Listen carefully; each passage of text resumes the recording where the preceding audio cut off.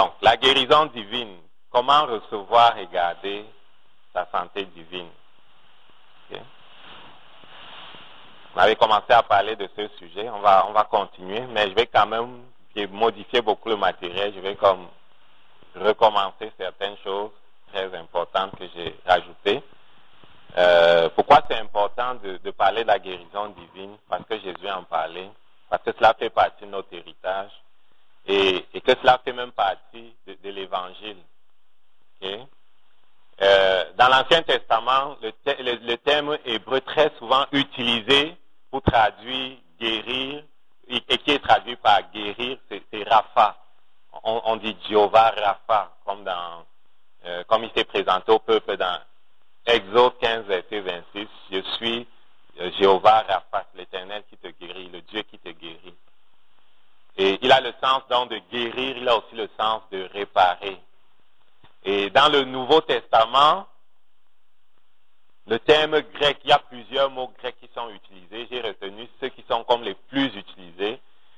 C'est diasozo, cela veut dire rendre complètement sain, complet, préserver du danger. Et c'est utilisé par exemple dans Luc 7 au verset 3, où il est dit, ayant entendu parler de Jésus, il envoya quelques anciens des Juifs pour le prier de venir guérir son serviteur, c'est diasozo. Donc de venir rendre complètement sain, de venir rendre complet, de venir faire en sorte qu'il soit préservé du danger parce que la maladie était en train de l'amener à la mort. Donc c'est le sens du terme, de rendre complet. C'est vrai, quand on n'a pas la santé, on n'est pas complet. Quand tu n'as pas la santé dans ton corps, tu n'es pas complet. Quand tu n'as pas la santé dans ton âme, tu n'es certainement pas complet. Quand tu n'as pas la santé dans ton esprit, tu n'es pas complet.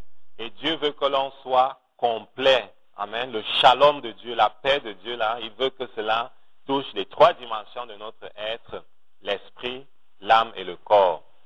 Et la parole de Dieu parle intensément justement de ce qu'il a fait pour que cela soit possible. Il a mis à notre disposition comme une provision dans laquelle on peut aller puiser pour recevoir la guérison qu'il a déjà donnée dans sa grâce. Seigneur, nous te bénissons parce que tu as dit, vous connaîtrez la vérité vous rendra libre. Alors que nous soumettons à ta parole qui est esprit et vie, nous prions qu'elle ne reste pas dans notre tête, mais qu'elle descende dans nos cœurs et que tout ce qui n'est pas de toi en nous soit enlevé pour que nous tenant sur ta parole, Seigneur, nous puissions posséder les richesses que tu nous as déjà données. Ce n'est pas que tu n'as pas encore donné, Père, tu as déjà donné, comme le déclare ta parole. Ta divine puissance nous a donné tout ce qui contribue à la vie, à la piété. La guérison font partie de cela, Seigneur. Et nous voulons, en nous soumettant à ton esprit, en étant enseignés, nous positionner pour recevoir, Seigneur. Nous positionner pour aider nos frères et nos sœurs à recevoir de ta main parce que tu les aimes et que tu veux qu'ils soient complets dans leur esprit, dans leur âme et dans leur corps. Je voudrais dire avant de continuer que, Amen. Je voudrais dire avant de continuer que lorsque tu n'es pas complet, lorsque tu n'es pas né de nouveau, lorsque Jésus-Christ n'est pas le Seigneur de ta vie, Amen, lorsque ton esprit n'est pas en relation avec Dieu, tu n'es pas complet dans ton esprit. Amen. Et la provision de Dieu, c'est le sang de Jésus-Christ pour que tes péchés soient pardonnés et que ton esprit soit rendu complet. Mais ce n'est pas tout, parce qu'on est corps, âme et esprit. Si tu n'es pas complet dans ton âme, amen, si tu es oppressé dans ton âme par Satan, il y avait beaucoup de personnes, quand on regarde les évangiles, qui étaient opprimés par Satan. Satan, il nous opprime dans notre âme, dans tes pensées. Il t'oppresse dans ton âme. Il y a des démons de dépression, il y a toutes ces choses, il t'attaque dans les pensées. Donc, quand tu n'es pas complet dans ton âme à cause de l'agression de Satan, ben, tu n'as vraiment pas le shalom de Dieu. Tu n'es pas entier parce qu'il y a une partie de ton être qui n'est pas complète, quoi. Et pour ce qui est de notre corps, si ça va bien dans ton âme, si ça va bien dans ton esprit, et que ton corps n'est pas en santé, ben Dieu regarde comme tu n'es pas complet encore. Et le shalom de Dieu n'est pas entier en toi, il veut que tu sois complet. Amen. Et vraiment, ayons ça à cœur, c'est l'attitude de Dieu, c'est la vision de Dieu, c'est le regard de Dieu, c'est la pensée de Dieu pour nous. Il veut qu'on soit complet dans tout notre être. L'autre mot que j'ai trouvé dans le Nouveau Testament qui est traduit par guérison, en grec cela veut dire aïs, iasin. Et on le trouve dans Acte 4, verset 30. Et c'était lorsque les disciples étaient en train de prier dans la chambre haute parce qu'ils avaient été menacés par le Sanhédrin de ne plus prêcher le nom de Jésus. Alors ils se sont mis à prier, à intercéder, demandant à Dieu d'étendre sa main, verset 30, Acte 4, verset 30, pour qu'il se fasse des guérisons. Le terme c'est iasin, des guérisons, des miracles, des prodiges par le nom de ton Sauveur Jésus-Christ. Amen. Et l'autre mot que j'ai trouvé, c'est thérapéo. C'est un peu de là que vient thérapeute. Et cela veut dire s'occuper, servir. Donc Jésus guérissait, il servait les gens. Cela veut dire apporter un remède, restaurer la santé. Et on le trouve par exemple dans Matthieu 4, verset 23. Jésus parcourait toute la Galilée, enseignant dans les synagogues, prêchant la bonne nouvelle du royaume et thérapéo, toute maladie et toute infirmité parmi le peuple. Et guérissant toute maladie et toute infirmité parmi le peuple. Donc, il servait le peuple, il les guérissait, il apportait un remède et il restaurait la santé dans leur corps, il restaurait la santé dans leur âme. Il y avait des possédés, il y avait des personnes malades, il y avait des personnes infirmes et il les servait, il les thérapéo en leur faveur. Amen. Donc, l'autre terme que j'ai retrouvé qui est très utilisé aussi, c'est yaomai. Cela veut dire soigner, guérir, consolider, raffermir. Et on le retrouve, par exemple, dans 1 Pierre 2, verset 24. Lui qui a porté lui-même nos péchés en son corps sur le bois, afin que, morts au péché, nous vivions pour la justice. Lui par les meurtrissures duquel vous avez été yaomai, vous avez été guéris. L'autre terme que j'ai trouvé, c'est sozo. Vous avez déjà entendu peut-être parler de sozo. Sozo. Sozo, c'est en grec, cela veut dire rendre saint. S-A-I-N. Rendre saint, complet, sauver, garder saint et sauf. Délivrer du danger ou de la destruction. Donc Jésus faisait ministère pour délivrer les gens de la destruction. Pourquoi? Parce que quand ils étaient oppressés dans leur âme, Satan voulait les détruire. On se rappelle ce démon-là qu'on a enchaîné, et tellement, cette personne qui était possédée des démons, on a enchaîné et qui cassait les chaînes. En fait, les démons qui étaient en lui étaient tellement forts qu'ils cassaient les chaînes. Et il habitait dans les montagnes, et il était tellement fort. Donc, Satan voulait le détruire. Satan voulait le détruire. Aujourd'hui encore, il possède des gens qu'il veut détruire, et il réussit parfois très bien. C'est lui qui suggère aux gens, par exemple, de se jeter des ponts. C'est lui qui suggère aux gens de se suicider. C'est lui qui suggère aux gens de se droguer. C'est lui qui suggère aux gens de faire toutes sortes de choses. Il le fait de l'extérieur. Et quand il le fait de l'intérieur, parce qu'il l'a possédé, il est là-dedans, ils sont en toi, c'est pire, quoi. Ton état est vraiment grave. Et l'objectif, c'est la destruction.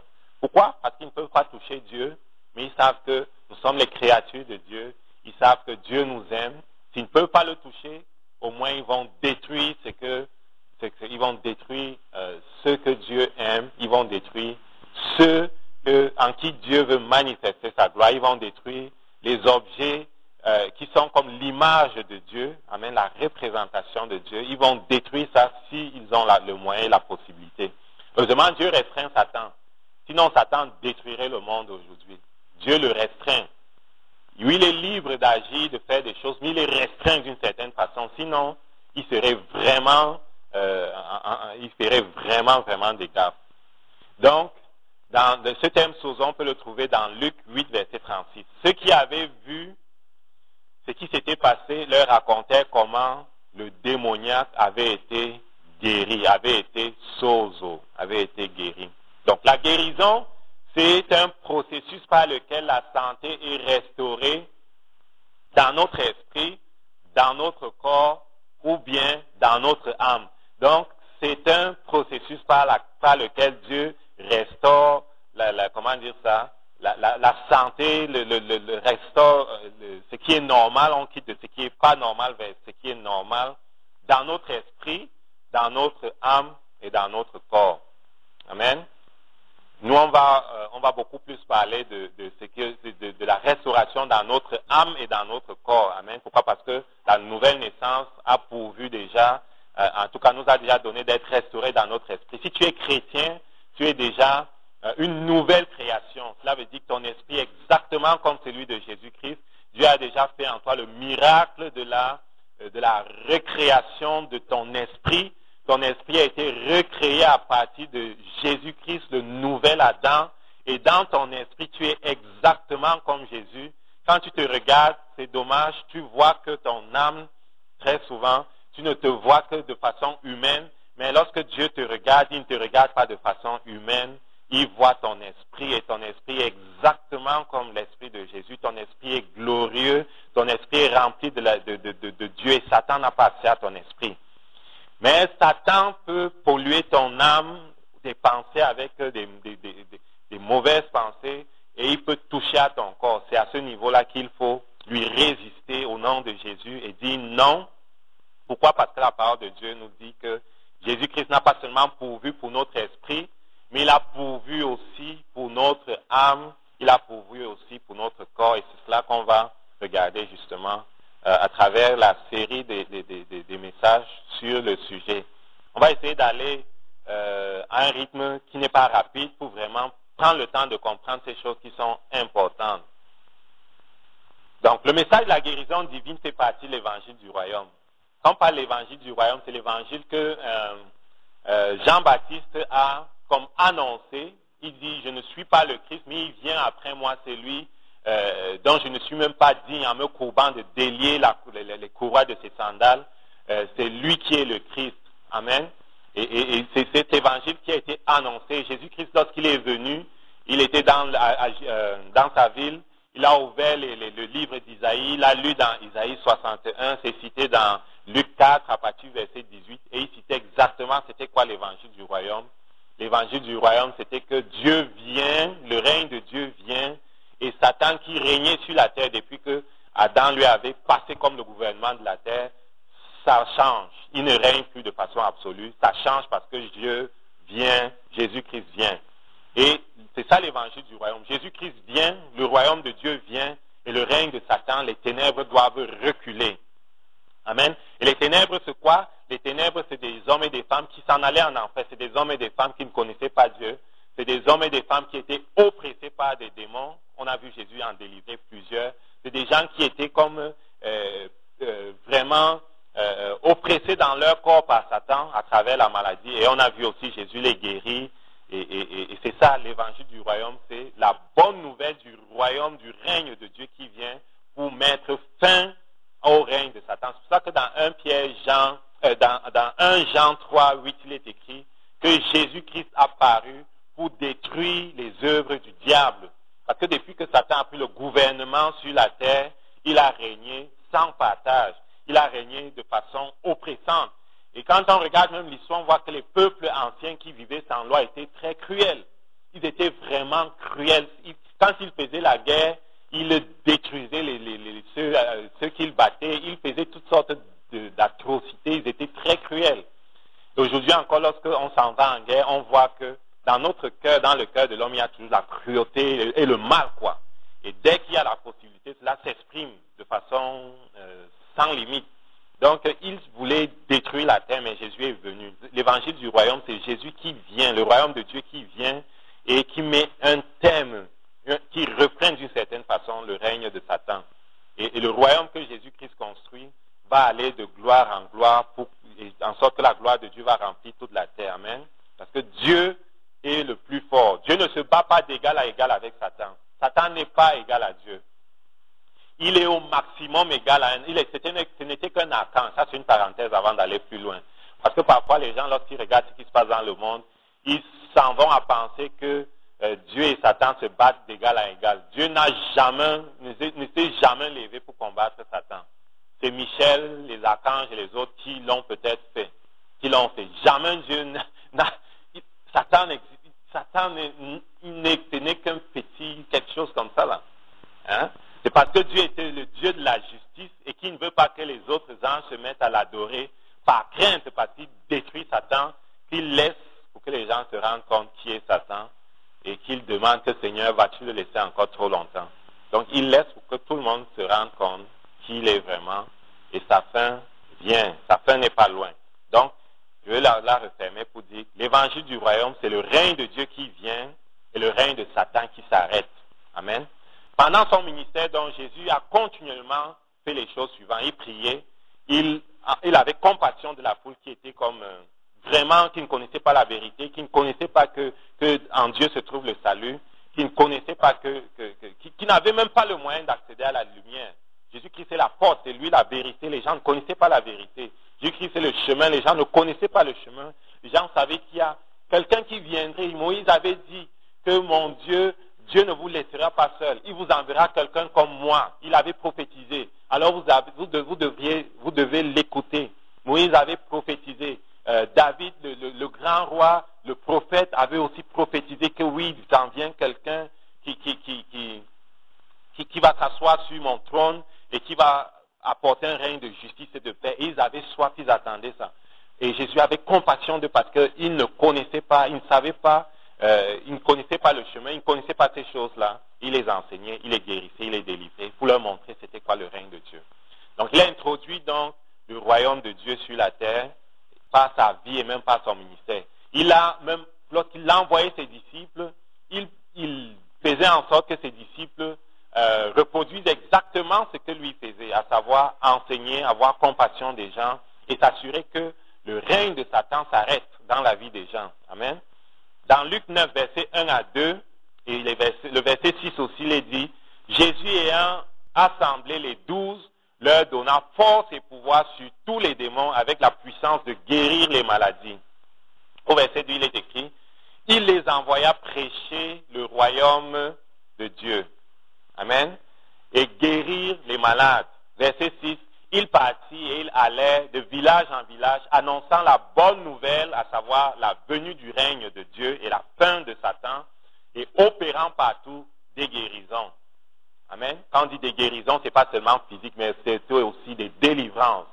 Parce que quand ils revenaient, ils avaient fait leur rapport à Jésus, ils disaient, Satan, Jésus, même en ton nom, les démons nous sont soumis. Jésus leur dit, je voyais Satan tomber du ciel. Ils se réjouissaient, mais Jésus leur dit quand même, ne vous réjouissez pas parce que les démons vous sont soumis, mais réjouissez-vous parce que vos noms sont écrits dans le livre de vie. Donc, ils ont opéré et marché exactement comme Jésus, même avant la croix. Pourquoi? Parce que Jésus leur avait donné l'autorité sur toute maladie et sur tous les esprits. Amen. Et je crois qu'il l'a fait avant la croix pour eux, parce qu'il ne fait pas de différence entre les hommes. Il l'a fait pour toi et pour moi. Seulement, comme on se regarde toujours de façon humaine et non pas de façon spirituelle comme Dieu nous voit, on ne se rend pas compte de ce qui est en nous. Mais quand tu vas comprendre qu'est-ce qui est en toi, qu'est-ce que Dieu a vraiment mis en toi, et c'est qui le Saint-Esprit qui veut venir collaborer avec toi pour que tu marches comme Jésus-Christ a marché, ça va être vraiment extraordinaire. Tu vas voir de plus en plus de choses. Amen. Dans Matthieu 10, verset 1, et puis le verset 7 à 8, il est dit, puis ayant appelé ses 12, il leur donna le pouvoir de chasser les esprits impurs, de guérir toute maladie et toute infirmité. Verset 7, allez prêcher et dites, le royaume de Dieu est proche, guérissez les malades, ressuscitez les morts, purifiez les lépreux, chassez les démons. Vous avez reçu gratuitement, donné gratuitement. Donc c'est ça, le royaume de Dieu, c'est pas simplement des paroles, mais c'est vraiment le règne de Dieu et la fin du règne de Satan, et cela doit être manifesté. Amen. Cela doit être visible. Ce n'est pas seulement de dire aux gens, reçois le Seigneur Jésus dans ta vie, et puis porte ta croix de maladie, porte ta croix d'oppression démoniaque, va rester en psychiatrie, reste là-bas, et parce que l'esprit de lunatisme t'a rendu fou, reste là-bas, à la fin, Dieu va te délivrer. Non. Le royaume de Dieu qui était prêché et enseigné, c'est maintenant le salut est disponible, non seulement pour notre esprit, mais pour notre âme et pour notre corps. Amen. Et Dieu n'a pas changé, cela doit continuer dans ce sens-là. Donc, les versets précédents que j'ai lus tendent à montrer que la guérison, et c'est ce que j'ai dit, faisait partie de la manifestation d'une nouvelle ère, celle du royaume. Donc, la manifestation d'une ère nouvelle, celle du royaume. Les œuvres du diable en général et la maladie en particulier doivent disparaître. Amen. En tout cas, c'est ce que Dieu voit et c'est ce que nous devons voir. On ne doit pas tolérer cela, on ne doit pas tolérer ces choses et on doit faire ce que la parole de Dieu nous dit, nous soumettre à Dieu et lui résister. Amen. Il dit dans Jean 10, je suis venu afin que mes brebis aient il dit, le voleur ne vient que pour voler, détruire et pour tuer. Mais je suis venu afin que mes brebis aient la vie et l'aient en abondance. Amen. Donc, tu as la vie, mais le voleur qui n'est pas encore entièrement enchaîné et qui ne passe que son temps à chercher qu'il va détruire, qu'il va dévorer, selon Jacques 5,8, vient dans ta vie. Même quand tu es chrétien, il vient. Il vient et il essaye. Il essaye de domper dans ta vie toutes sortes de choses. Et si tu le laisses faire, ben il va le faire. Amen. Par contre, si tu lui résistes et que tu dis, je ne vais pas me laisser faire parce que je sais qui je suis, je connais qui je suis, à un moment donné, il va s'en aller. C'est que des gens comme John G. Lake avaient compris pour que leur ministère ait un impact comme cela a eu, que ce soit en Afrique du Sud, et puis après à Spokane ou bien aux États-Unis. Ils avaient compris que la maladie ne venait pas de Dieu, on n'avait pas à la supporter. Et puis, quand on visite les malades, on leur dit que c'est à trois portes là, et puis tu complètes un peu le sacrifice que Jésus a fait, tu apportes. Les gens ont mal compris ce que Paul disait quand il parlait de ses souffrances qui complétaient comme le sacrifice de Jésus. Et puis on s'en allait dire aux malades que par ta maladie, tu complètes aussi le sacrifice de Jésus. Tu participes un peu à l'œuvre rédemptrice. Non, tu ne peux pas compléter ce que Jésus a fait parce qu'il a dit tout est accompli. À la croix, il a dit tout est accompli. Parce qu'il avait déjà tout fait. Il a déjà tout fait. Tu ne peux rien faire d'autre. Tu n'as qu'à recevoir. Amen. Tu n'as qu'à recevoir et puis te laisser utiliser pour être une porte pour que les autres reçoivent le salut pour leur esprit, le salut pour leur âme, le salut pour leur corps. Amen. C'est la vision de Dieu pour toi et c'est ça qu'on doit prêcher. On ne doit pas dire aux gens, porte ta maladie, porte ta souffrance, porte ci et ça. Non, on doit résister à Satan. Amen.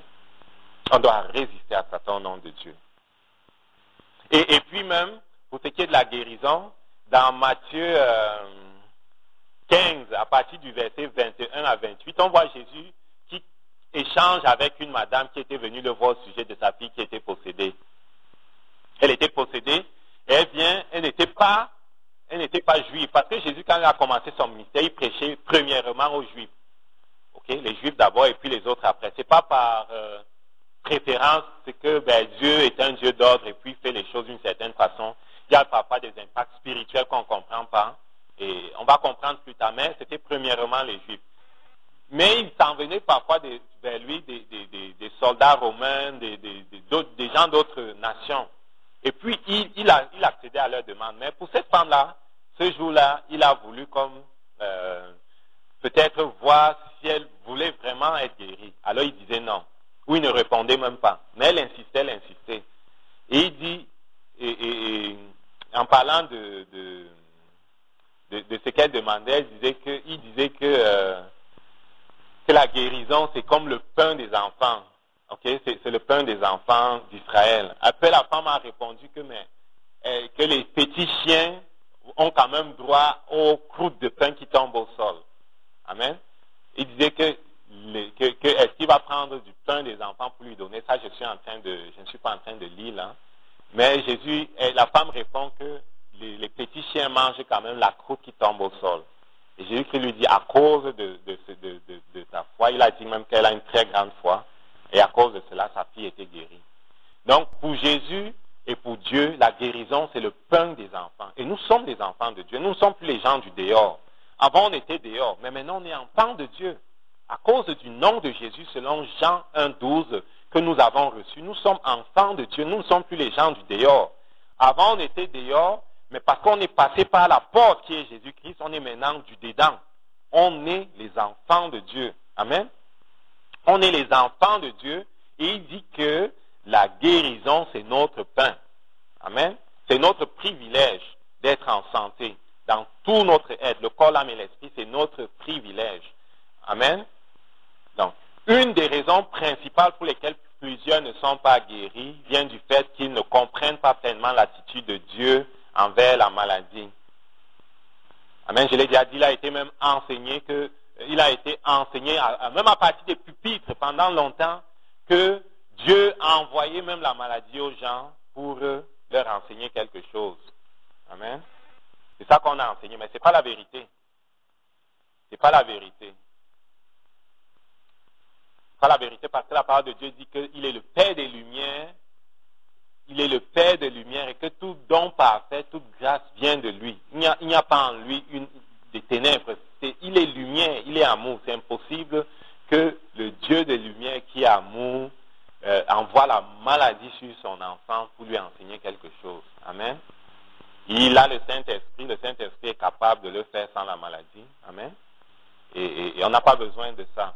Nous-mêmes, on est incapables, si on veut enseigner quelque chose à notre enfant, d'utiliser les moyens qui vont le détruire, quoi. On n'est pas capable de le faire. D'aller jusqu'à penser que Dieu le fait, c'est un peu de la folie, quoi. C'est une idée qui venait du diable. Heureusement, la parole de Dieu est maintenant enseignée et on comprend qu'il est le Père des Lumières, c'est pas de lui que ça vient. Amen. Amen. Donc, la guérison divine, c'est notre pain. C'est pour notre esprit, c'est pour notre âme, c'est pour notre corps. Et en nous posant un certain nombre de questions, par exemple, comment la maladie est entrée dans le monde, qui est la source de la maladie, Dieu a-t-il fait provision pour notre guérison physique, Jésus guérit-il toujours aujourd'hui, et d'autres encore, on va comme arriver à comprendre et même à nous positionner pour saisir ce que Dieu veut nous donner. Amen.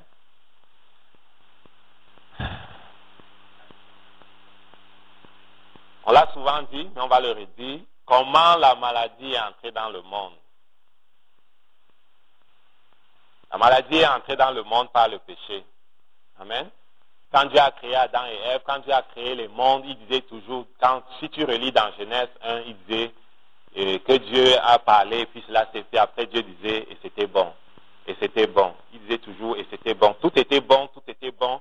Même quand il a créé l'homme, il a dit, c'était bon. Amen. À partir du moment où il a dit que ça n'allait pas, c'était dans Genèse 2, peut-être verset 18, il disait, il n'est pas bon que l'homme soit seul. C'est à partir de ce moment-là qu'il a dit que l'homme seul là, c'est pas complet. Il n'est pas bon que l'homme soit seul.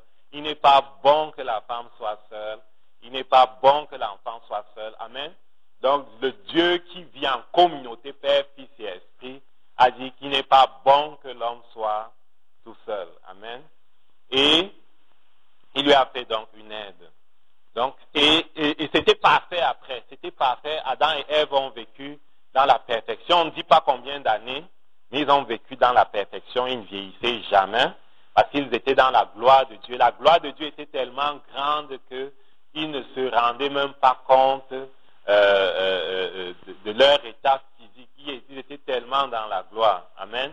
Ils n'avaient pas honte. Ils ne connaissaient pas la honte. Ils ne connaissaient pas la peur. Ils ne connaissaient pas la culpabilité. Ils ne connaissaient pas tous les sentiments qui sont venus après leur chute. Ils étaient dans une position où Dieu était leur Père. Amen. Et la parole de Dieu, on ne l'a pas souvent vue. Je l'ai trouvée en écoutant Luc l'autre fois. La parole de Dieu déclare quand on parle de la généalogie de Jésus et qu'on remonte et qu'on arrive à Adam, on dit que Adam avait pour père Dieu. C'est extraordinaire, c'est beau quoi. Adam avait pour père Dieu. Amen. On peut voir ça dans Luc 3, verset 38. Donc Dieu était le père d'Adam. Dieu communiait avec Adam. Tout était parfait. Comme Dieu est un Dieu d'ordre, ce n'était pas un piège qu'il mettait devant Adam en lui disant, tu peux manger de tous les arbres sauf l'arbre du milieu ou de l'arbre de la connaissance du bien et du mal. Mais c'était simplement comme des règles. C'est un Dieu comment on dit, d'ordre. L'univers fonctionne avec des lois. L'univers qu'il a créé fonctionne avec des lois. Les planètes sont tenues là où elles sont par des lois de la physique. La Terre elle-même, il y a plusieurs lois qui existent. Dans notre corps même, c'est des lois qui fonctionnent. Nos cellules respectent des lois que Dieu a mises en place. La guérison naturelle qui se passe même dans notre corps, c'est selon les lois qu'il a mises en place. Selon des règles qu'il a mises en place. Et les règles ne sont pas restrictives, mais les règles sont comme là pour mettre de l'ordre, parce que les choses doivent se passer suivant un certain ordre. Et quand il y a le désordre, c'est la mort, c'est le chaos. Et l'univers fonctionne dans l'ordre. Quand on regarde même comment les planètes fonctionnent, chacune tourne sur sa trajectoire. C'est tellement ordonné. S'il n'y avait pas des lois qui maintenaient chaque chose à sa place, c'est chaque jour qu'il allait arriver sur la Terre des morceaux d'astres qui ont quitté leur trajectoire. Mais jamais, ça n'arrive pas souvent et c'est rare, quoi. Parce que chaque planète fonctionne sous sa trajectoire. Donc c'était l'ordre. Mais il est venu Satan.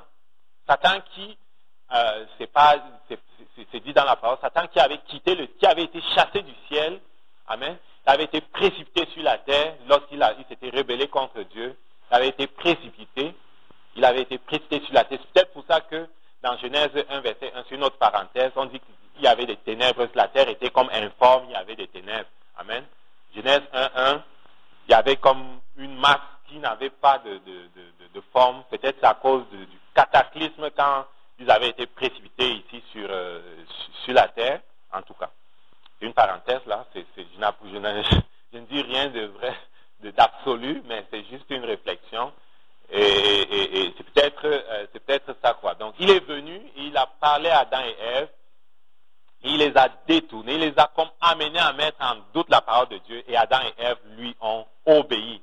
À partir du moment où Adam et Ève lui ont obéi, le gouvernement de la terre qui était entre les mains d'Adam est passé à Satan. Pourquoi? Parce que la parole de Dieu déclare qu'on est esclave de celui à qui on obéit. Si tu obéis aux suggestions de l'esprit de l'alcoolisme qui te pousse à prendre la bouteille encore et encore, ben, tu es esclave de cet esprit-là. Si tu obéis à l'esprit impur qui te pousse quand tu es devant l'ordinateur, qu'il pop une publicité de ces gens-là qui t'invitent à regarder leur machin-là, si tu cliques dessus, ben, tu es esclave de l'esprit impur qui veut t'entraîner dans des choses. Amen. Il y a toutes sortes de choses. Et à partir du moment où tu obéis à ces choses-là, tu deviens esclave, tu te mets sous lui par l'obéissance. Et c'est ce qu'Adam a fait. Donc, il est quitté de la position où Dieu était son père pour aller à la position où Satan est devenu automatiquement son père, son souverain, son roi, quoi. Malheureusement, Satan n'est pas un père qui aime ses enfants. C'est un père qui détruit. Amen. Il faut voir les papas alcooliques qui s'en viennent à la maison et qui tapent femmes et enfants. C'est un peu Satan qui s'exprime au travers d'eux. Amen. L'esprit de l'alcoolisme et de la violence qui s'exprime au travers d'eux. Et c'est ça, c'est le caractère de Satan. Il détruit. Amen. Pourquoi il dit qu'il est devenu, il a pris automatiquement pour père Satan? Parce que quand on regarde le dialogue de Jésus avec les Juifs dans Jean 8, au verset 41 et 44, lorsque Jésus discutait avec eux et qu'il remettait en cause le ministère de Jésus, Jésus-Christ disait, vous faites les œuvres de votre Père. C'est Jésus qui parle. Vous faites les œuvres de votre Père. Donc il dit, Satan est votre Père. Il lui dit, non, nous ne sommes pas les enfants illégitimes. Nous avons pour Père Dieu seul. Au verset 44, il dit, non, vous avez pour Père le diable. Vous voulez accomplir les désirs de votre Père. Il a été meurtrier dès le commencement. Il ne s'est pas tenu dans la vérité parce qu'il n'y a pas en lui la vérité. Il dit, vous faites les œuvres de votre Père. Donc Jésus-Christ dit que parce que vous ne me recevez pas, parce que vous me rejetez et que vous voulez me détruire, en fait, vous êtes en train de faire les œuvres de votre Père. Amen. Donc, quand Adam a cessé d'obéir à Dieu et qu'il s'est mis à obéir à Satan, automatiquement, il a quitté la position où Dieu était son Père pour entrer dans celle où Satan était son Père. Et après, on connaît ce qui est venu. Il avait honte parce que le soir, quand Jésus-Christ, quand Dieu est allé dans le jardin comme d'habitude, Ils se sont cachés, ils avaient honte. Avant, ils n'avaient pas honte. Ils avaient maintenant honte. Et ils disent à Dieu qu'on a écouté ta voix et on s'est caché parce qu'on était nus. Qui vous a dit que vous étiez nus? On connaît le dialogue. C'est dans Genèse 2, versets 16, 18 et puis Genèse 3. En tout cas, la honte est entrée dans le monde, la mort est entrée dans le monde. À partir du moment où ils ont désobéi, automatiquement ils étaient morts. Parce que Dieu a dit, le jour où vous mangerez, vous mourrez. Ils sont morts spirituellement. Ils étaient séparés de Dieu spirituellement. C'est là où ça commence. Tout commence dans l'esprit. L'esprit est supérieur en position et en importance à l'âme, qui est supérieure au corps. C'est pour ça que la parole de Dieu dit esprit, âme et corps. Esprit, âme et corps. Parce qu'en termes d'importance et de position, l'esprit est au-dessus en termes d'influence. Esprit, âme et corps. Donc, automatiquement, son esprit a cessé d'être en communion avec Dieu. Il est tombé dans la mort.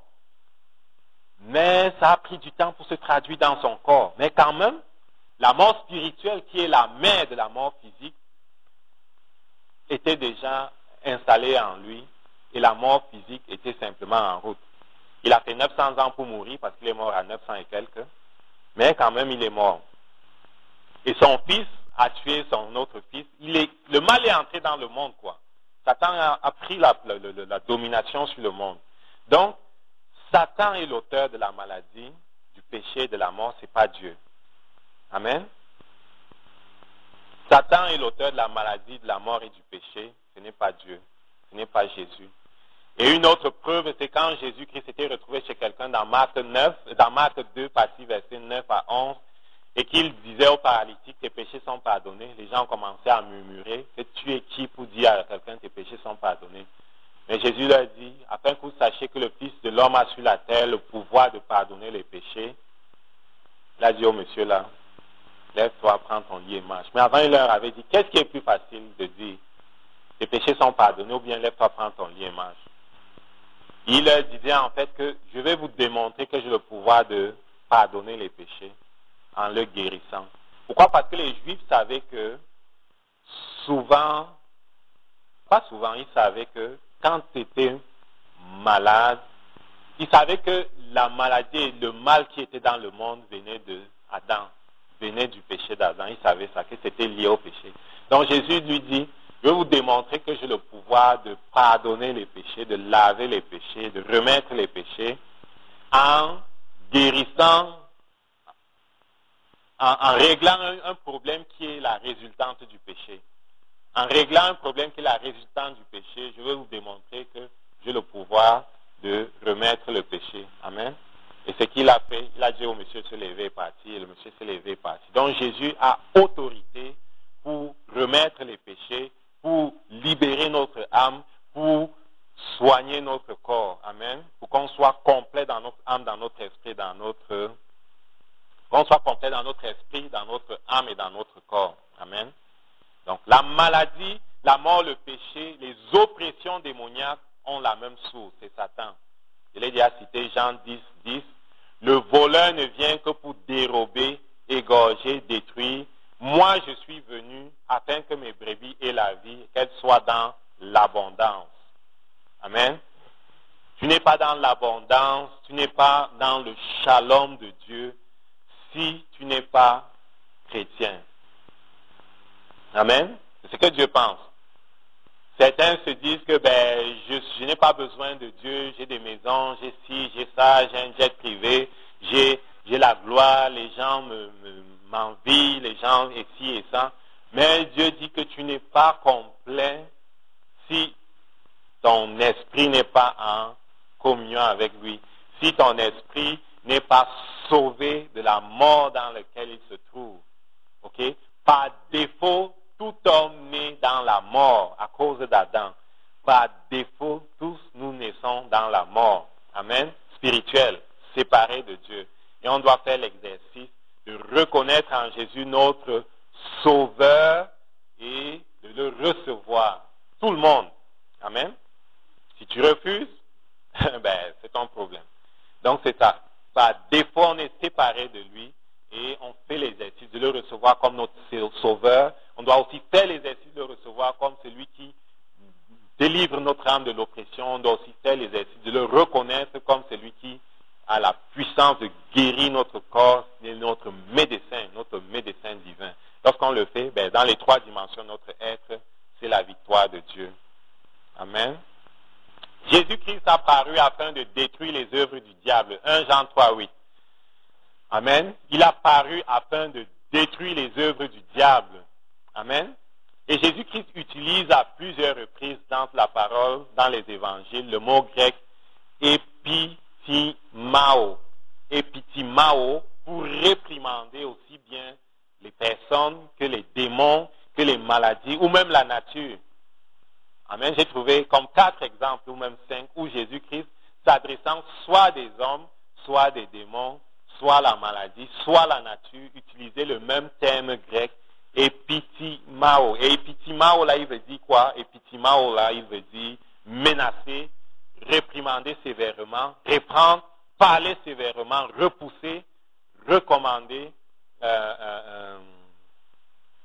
censurer, réprimer. Donc, il utilise le même terme pour s'adresser soit des hommes, soit des démons, soit à la maladie, soit à la nature. Et on va voir dans Marc 8, verset 33. Amen. Marc 8, verset 33, Jésus-Christ réprimande Pierre qui veut l'empêcher d'aller à la croix. On se souvient que Jésus-Christ parlait tout le temps à ses disciples de ce qu'ils sont en train de monter à Jérusalem. Le Fils de l'homme va être livré, il va être crucifié, mais le 3e jour il va ressusciter. Eux, ils ne comprenaient même rien. Ils ne comprenaient rien.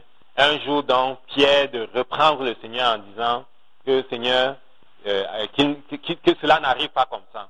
Amen. Mais Jésus l'a réprimandé. Marc 8, verset 33. Jésus se retournant et regardant ses disciples, epitimao Pierre, et dit, arrière de moi, Satan. Il parle à Pierre, il dit, Satan, tu ne connais pas les choses de Dieu, tu n'as que des pensées humaines. Dit, arrière de moi, Satan, tu ne connais pas les choses de Dieu, tu n'as que des pensées humaines. Il réprimande Pierre qui dit, non, ne va pas à la croix, non, ne va pas à la croix. Amen.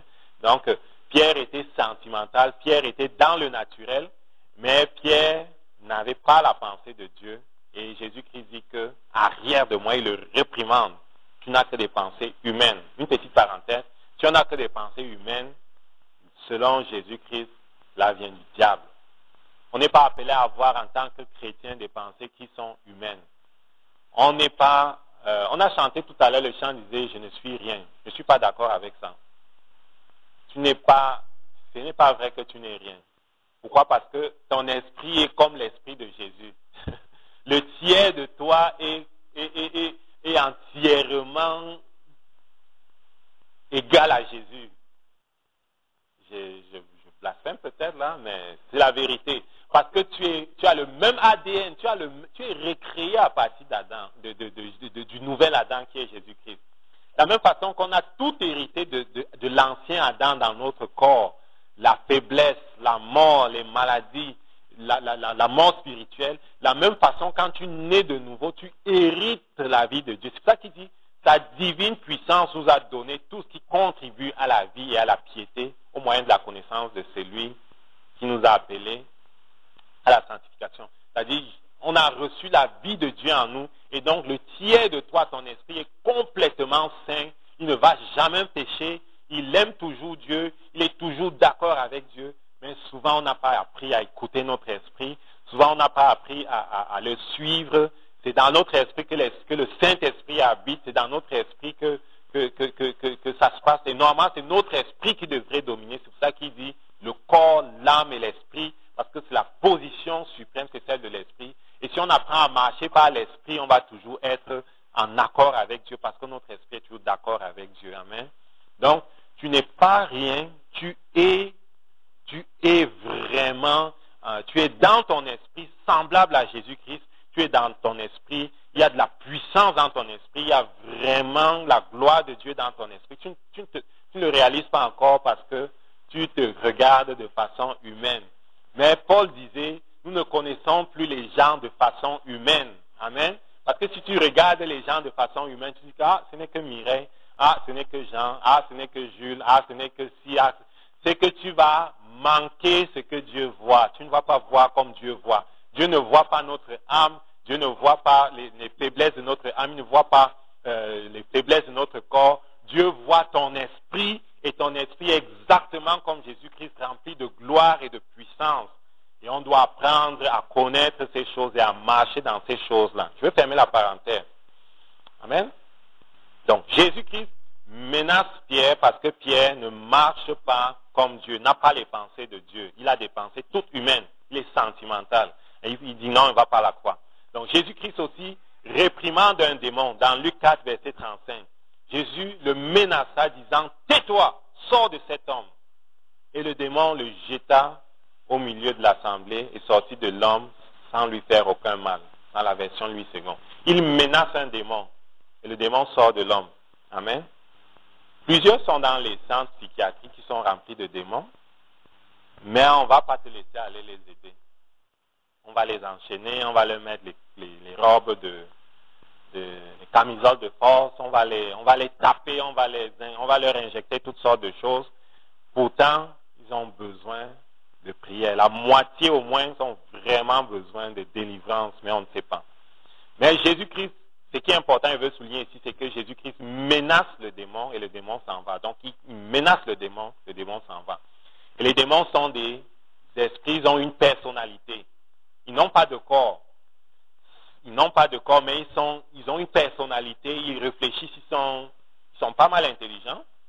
Ça fait longtemps qu'ils existent, ils connaissent pas mal de choses, ils peuvent anticiper sur ce qu'on va faire. C'est ça qu'on doit vraiment être en Dieu, caché en Dieu. Ils sont pas mal intelligents, mais Dieu est plus grand que eux et celui qui est en nous est plus grand que celui qui est en eux. Je ne veux pas vous faire peur, celui qui est en nous est plus grand que celui qui est dans le monde. Et quand tu es en Jésus, le démon, il te craint. Quand tu viens, il a peur, il ne sait même pas ce que tu vas faire. Quand tu te mets à genoux dans ta chambre, il fuit. Ils ont peur de tes paroles qui vont sortir de ta bouche. Amen. Et si tu sais ça, tu vas faire des choses. Dans ta maison, dans ta famille, tu vas faire des choses parce que Dieu t'a établi prêtre et sacrificateur. Cela veut dire que tu intercèdes en faveur de tes gens. Et si tu prends ta position, Satan va cesser de faire des bêtises dans ta famille et dans les endroits où Dieu t'a établi comme prêtre et sacrificateur pour amener sa gloire. Je vais la refermer aussi, cette parenthèse-là. Jésus-Christ réprimande un esprit impur encore. Dans Luc 9, verset 42. Comme il approchait, le démon jeta par terre et agita l'enfant qui était malade, le lunatique, on se rappelle. Amen. Et Jésus menaça l'esprit impur, guérit l'enfant et le rendit à son père. Jésus-Christ réprimande la fièvre dans Luc 4, verset 39. Amen. Ils étaient venus chez Pierre et la belle-mère de Pierre était couchée et elle était malade.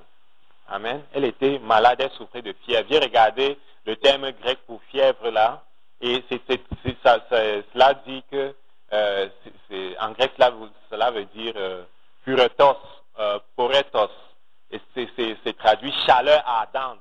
Elle était dans une chaleur ardente, c'était une grosse fièvre. Si c'était nous, ou les hommes naturels qui ne comprennent pas, on allait faire toutes sortes de choses. Mais Jésus-Christ, qu'est-ce qu'il fait? Il menace la fièvre. On dit, s'étant penché sur elle, il menaça la fièvre. Et la fièvre la quitta. Instantanément, il menaça la fièvre. La fièvre la quitta. À l'instant même, elle se leva, elle est servie.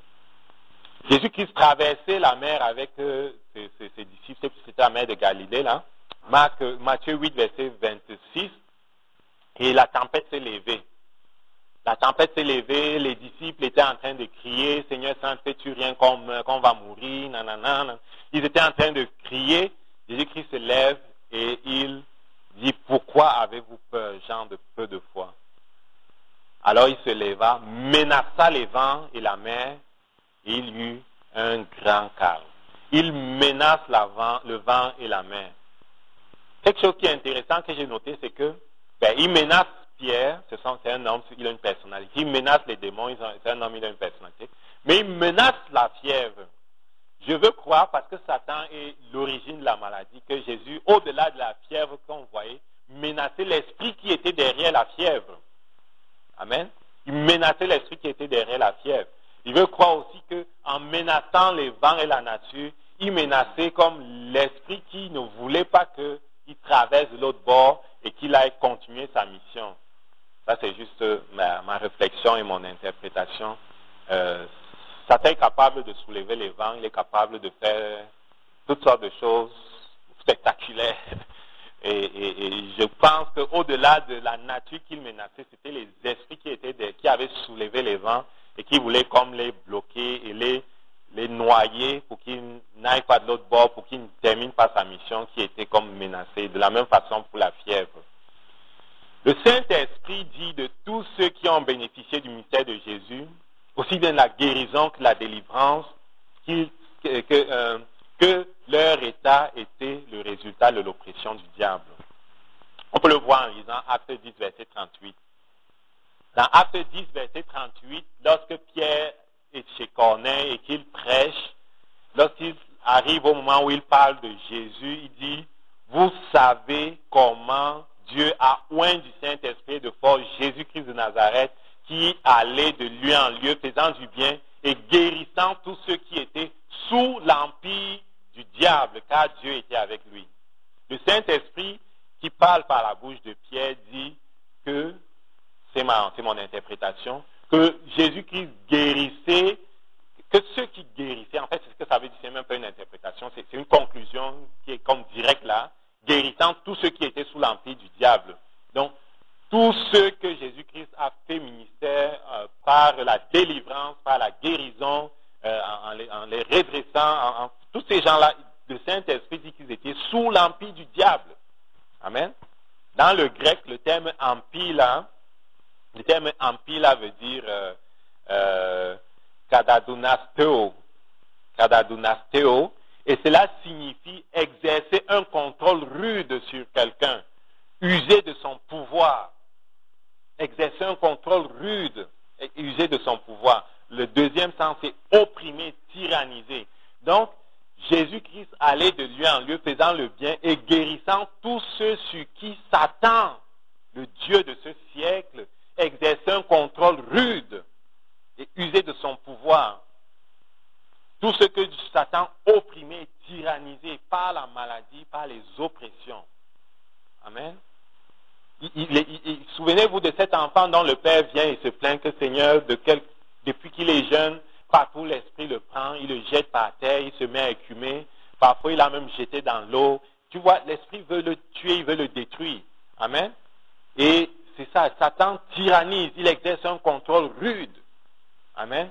Il y en a des gens qui comment on les appelle, les anorexiques, là. J'en ai vu souvent à la télé. Ils mangent et puis ils s'en vont dans les toilettes, ils remettent. Ils sont minces comme ça, là. Et il y en a qui ne savent pas comment ils vont faire. Ils voient les psychiatres, ils voient les psychologues, ils voient tous ces gens-là, mais ils n'ont pas de solution définitive. Et ils s'en vont à petit feu. Parfois, ils en viennent même à se suicider. Et c'est terrible, quoi. Satan exerce un contrôle rude et sur ces personnes-là. Et il les tyrannise, il les opprime. Et le Saint-Esprit dit, Jésus-Christ est venu pour mettre un terme à ça. Certains peuvent dire que tu es simplement malade dans ton corps, mais Dieu voit que c'est Satan qui est en train de te tyranniser, qui est en train d'exercer un contrôle sur toi. Parce que la maladie, là, c'est quelque chose. Ou ne pas être complet dans ton âme, c'est quelque chose. Si tu vois quelqu'un qui est dépressif, si tu vois quelqu'un qui a même eu un breakdown, mais il devient comme un légume, il perd ses moyens, c'est vraiment pas agréable quand c'est pas complet. C'est vraiment difficile. C'est quelque chose. En début de semaine, j'ai été comme attaqué dans mon corps. C'était comme un début de grippe. C'était pas drôle. Parce qu'il y avait il y avait une migraine, une migraine de taille. Ça cognait du côté. Les migraines qui sont d'un côté, là, elles sont vraiment pénibles. Quand c'est de deux côtés, c'est comme si c'est mieux. Mais c'est d'un seul côté. C'était vraiment pas agréable. C'était d'un seul côté. Pendant que je dormais, je me demandais, vais-tu aller voir un dentiste? Peut-être j'ai un problème avec mes maxillaires. C'était terrible. C'était terrible. Donc, il exerce un contrôle rude sur toi et tu as la peine à te concentrer. Tu n'as que le goût de te coucher, prendre des somnifères et dormir. c'est difficile d'être à l'aise. Tu as parfois des larmes qui coulent des yeux. Et ce n'est que la migraine. Il y en a à l'hôpital qui ne peuvent même pas dormir, se tournent à gauche, ça fait mal, se tournent à droite, ça fait mal. Je suis allé l'autre jour pour comment on dit ça, ma formation comme bénévole là, à l'hôpital Maisonneuve, et on visitait les gens dans la section de hémodialyse. On a rencontré une femme qui disait qu'elle a une... comment ça s'appelle la maladie? T'as mal partout là? Les muscles, tout ça là. Non, fibromyalgie. Et elle disait que elle avait comme, on l'a mis sur un lit qui était comme gros avec des mousses partout. Elle dit qu'elle se tourne à gauche, elle ne sait même plus comment dormir à la maison. Elle se tourne à droite, ça ne va pas. Elle se tourne à gauche, ça ne va pas. Elle se met assise, ça ne va pas. Toutes les positions, ça ne va pas, ça ne va pas. Qu'est-ce que tu fais avec ça là? C'est terrible. Donc il y en a des gens qui souffrent dans leur corps. Pourquoi? Parce que Satan exerce sur eux un contrôle rude. Et tu peux même pas, dans ces conditions-là, si tu es une mère, t'occuper de tes enfants. Tu peux pas t'occuper de ton mari. Tu ne peux même pas prier souvent parce que tu n'arrives pas à te concentrer. Ça fait mal partout. Donc j'ai réalisé combien être en santé et disposer de tous nos moyens est une grâce, c'est une bénédiction. C'est ça qui dit que la guérison, c'est le pain des enfants. C'est vraiment quelque chose dont on ne peut se passer. Si Satan nous agresse, on ne doit pas le laisser. On doit lui résister. On doit refuser. On doit lui résister. Qu'est-ce que j'ai fait?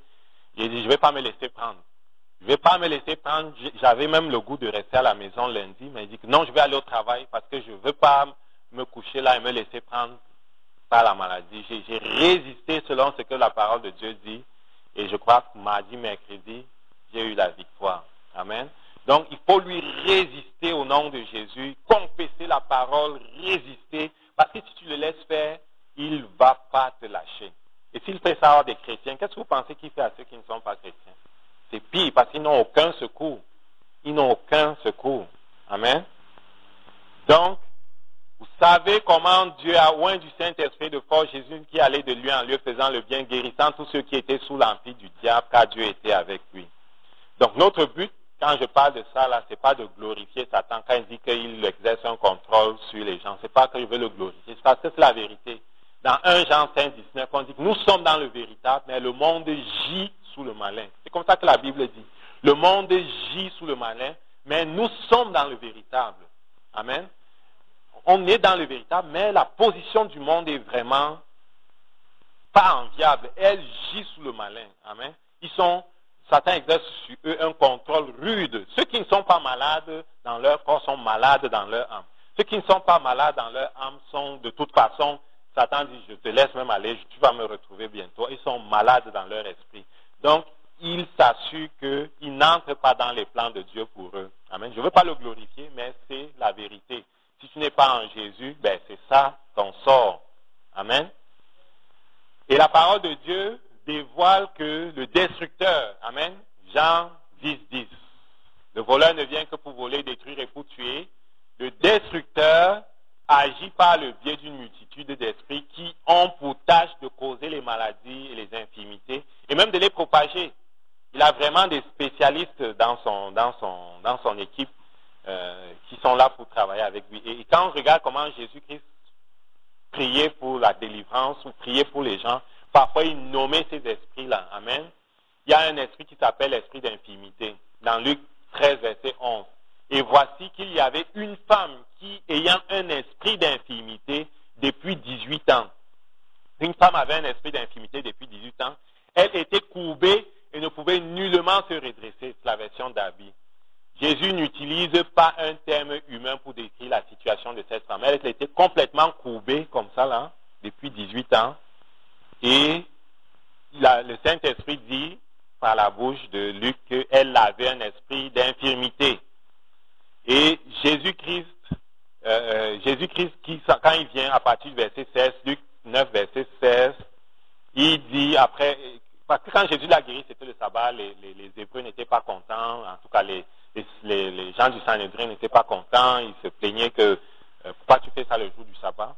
Et Jésus dit, verset 16, et celle-ci qui est une fille d'Abraham, c'est Jésus qui parle, laquelle Satan avait liée, voici il y a 18 ans.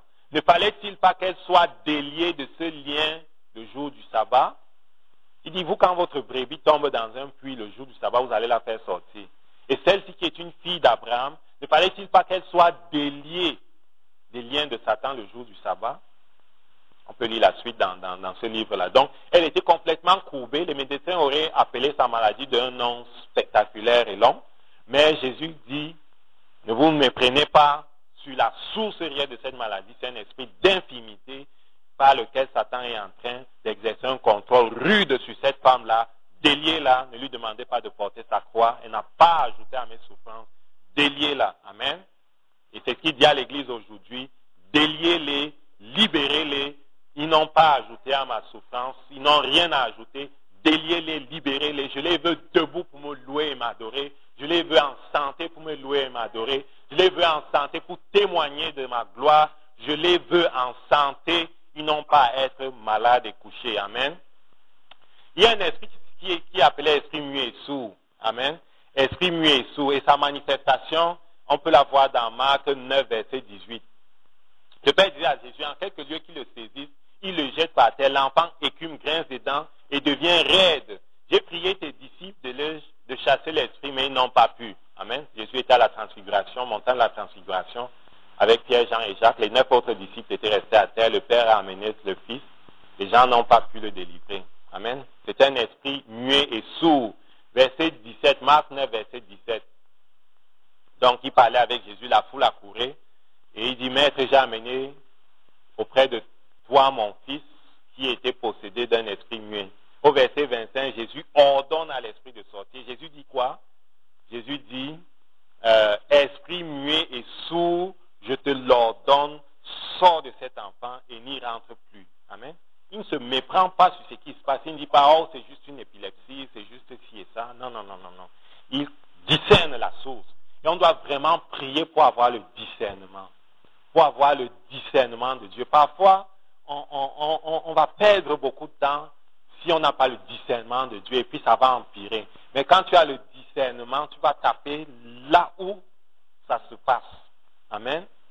La chicane veut exploser dans ta maison, l'esprit de division veut te séparer de ton mari, veut mettre la chicane entre vous pour que vous ne puissiez pas faire des prières d'accord qui sont d'une grande puissance. Discerne ça. Et prends autorité sur cet esprit de division et mets-le hors de chez toi. Restaure ta communion avec ton époux, restaure ta communion dans ta maison, dans les relations et mettez-vous en position de faire des prières d'accord. Ce sont ces choses-là que Satan craint. Il passe par l'esprit de la division pour mettre le désordre. Amen. Discernement. On doit prier pour avoir le discernement. Jésus ne se trompe pas, il discerne l'esprit muet et sourd à qui il s'adresse avec autorité. Il y a un esprit qui est comme muet et qui se manifeste par le fait d'être muet et de ne pas être capable de voir. En anglais, ils disent blind, spirit of blindness and dumbness and blindness. Et ça, c'est dans Matthieu 12, verset 22. Alors, il lui fut amené un démoniaque aveugle et muet et il le guérit. Ok? Démoniaque, aveugle, muet. Satan exerce vraiment sur les gens un contrôle rude. Amen. Acte 10, verset 38. Un contrôle rude. Il n'est pas seulement démoniaque, amen, dans son âme opprimée. Les démons sont là pour l'oppresser dans son âme. Mais il est aveugle et il est muet. Dans son corps aussi, Satan est en train d'agir. Et Jésus le guérit. De sorte que l'homme aveugle, muet, parlait et voyait. La version d'Abi. Amen. Il y a des esprits, qu'on dit esprits impurs, amen, ou immondes. Plusieurs fois dans la parole de Dieu, le Nouveau Testament parle d'esprits immondes. Donc le terme est utilisé plusieurs fois dans le Nouveau Testament pour désigner les esprits dont Satan se sert pour exercer sa domination sur les hommes. Dans Marc 1, verset 23, il se trouva dans la synagogue un homme qui avait un esprit impur. Amen. Et je te disais tantôt que parfois tu es devant ton ordinateur, il pop une mauvaise publicité. Si tu cliques dessus, par obéissance à l'esprit d'impur, comment on dit ça, l'esprit d'impur, comment on dit, impur qui te pousse à faire ces choses-là, ben, tu vas t'en aller sur un chemin qui est mauvais. Donc, il y a toutes sortes d'esprits qui nous suggèrent des choses et qui veulent progressivement prendre contrôle ou de nos finances, ou pour les finances des dévoreurs, ou de tes finances, ou de ta vie, ou de ta santé. Ils veulent progressivement prendre contrôle des domaines de ta vie. Ou bien ils veulent même s'exprimer au travers de toi. Quand ils te possèdent, en fait, ils veulent s'exprimer au travers de toi. Et tu dis que je suis homosexuel, je suis ci, je suis ça. En fait, c'est un esprit qui s'exprime au travers de toi. Je ne suis pas garçon, je suis fille, nanana. C'est un esprit qui s'exprime au travers de toi. L'esprit de la peur aussi s'exprime au travers de toi. On ne doit pas leur offrir l'accès en nous, quoi. Amen. Et par le nom de Jésus, on a autorité sur eux. Donc, la maladie, la mort, le péché, les oppressions démoniaques ont la même source. C'est Satan, le destructeur. C'est lui que le Saint-Esprit nomme le voleur dans Jean 10:10. Et vraiment, ne nous méprenons pas, c'est lui. C'est lui, c'est lui, c'est lui, c'est lui. Amen. Le voleur ne vient que pour dérober, égorger et pour détruire. Moi, je suis venu afin que mes brebis aient la vie et soient dans l'abondance. Jésus-Christ est notre médecin. Amen. Jésus-Christ est notre sauveur et notre Seigneur. Amen. Et beaucoup l'ont reconnu comme le sauveur pour ce qui est du péché. Amen. Ils ne l'ont pas encore reconnu comme leur sauveur pour ce qui est de leur âme et comme leur sauveur pour ce qui est de leur corps. En fait, j'utilise le même terme parce que la Bible utilise aussi en plusieurs endroits le même terme, sotéria. Sotéria, là, ça colle aussi bien pour l'âme, aussi bien pour l'esprit que pour l'âme, que pour le corps. Le salut, là, c'est pour les trois dimensions. Donc, Jésus-Christ est notre médecin. Nous devons le reconnaître comme notre médecin et recevoir notre guérison pour les raisons suivantes. Dieu guérissait les malades dans le passé et il est un Dieu qui ne change pas. Dans l'Ancien Testament, Genèse 20, verset 17, Abraham était allé à Guérar et il s'était entendu avec sa femme qui avait dit que c'est ma soeur, ainsi de suite. Et puis le roi de Guérar a fait venir sa femme dans son harem. Et puis les problèmes ont commencé chez ce roi-là. Et Dieu les a rendus comme malades, stériles et tout ça. Mais après, quand ils se sont rendus compte qu'Abraham les avait trompés, ils ont fait venir Abraham, on lui a remis Sarah.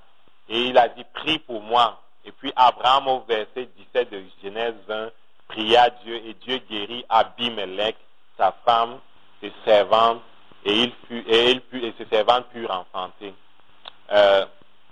Jésus-Christ est notre médecin.